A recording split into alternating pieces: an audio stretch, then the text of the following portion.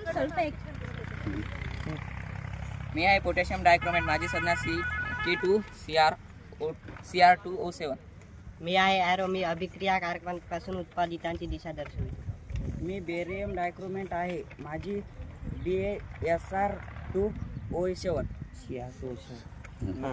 मी आहे potassium sulphate K2SO4. ही आहे दुहेरी विस्थापन अभिक्रिया. या अभिक्रियेमध्ये दोन संयुगामधील आयनाचा अदलाबदल होऊन दोन नवीन संयुग तयार होतात. या अभिक्रियेस दुहेरी विस्थापन अभिक्रिया असे म्हणतात.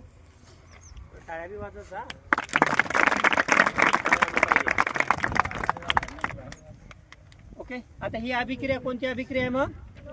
दुहेरी विस्थापन अभिक्रिया. आपण इथं अभिक्रियाकारक कोणत्या साईडला असतात? तो बाणाच्या इकडली साईड कोणती आहे? रोजची लेफ्ट साईड आहे ना. आणि प्रोडक्ट उत्पादित कोणत्या साईडला असतात? उजव्या साईडला.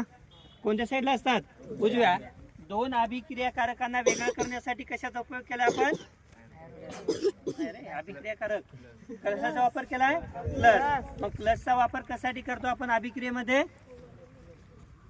प्लसचा उपयोग कशासाठी करतो? दोन अभिक्रियाकारकांना वेगळं करण्यासाठी. किंवा दुसरा एक प्लस दिसतोय बघा इकडं, यांनी कोणाला वेगळं केलेलं आहे? दोन उत्पादितांना वेगळं केलेलं आहे. मग प्लसचा वापर कशासाठी करतात अभिक्रियेमध्ये? दोन अभिक्रियाकारक किंवा उत्पादिते यांना वेगळं करण्यासाठी कशाचा वापर केला जातो?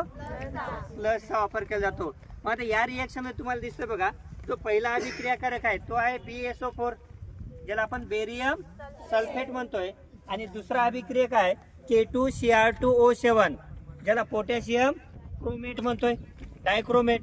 मग या दोघांमध्ये काय केलं बघा, इथं जो Ba आहे आणि ऑब्झर्वेशन करा, इकडं कोण दिसतोय तुम्हाला? K. मग इकडला जो K आहे तो कोणाकडे आलाय? SO4 कड. आणि इकडला जो Ba आहे तो कोणाकडे गेलाय? Cr2O7 कड.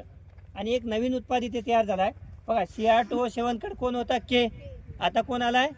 Ba. आणि SO4 कड कोण होता? Ba होता. आता इथं कोण आलाय? K. म्हणजे दोघांमध्ये काही आयनांची काय झाली? इथं आदला बदल केली. आपण काय केली? आदला बदल. कशाची केलेली आहे? आयनांची. मग दोन अभिक्रियाकारकामध्ये कशाची आदला बदल होते? आयनांची काय होईल? आदला बदल होऊन नवीन दोन काय तयार होतात? उत्पादिते तयार होतात. या अभिक्रियेला काय म्हणतो आपण? दुहेरी विस्थापन अभिक्रिया.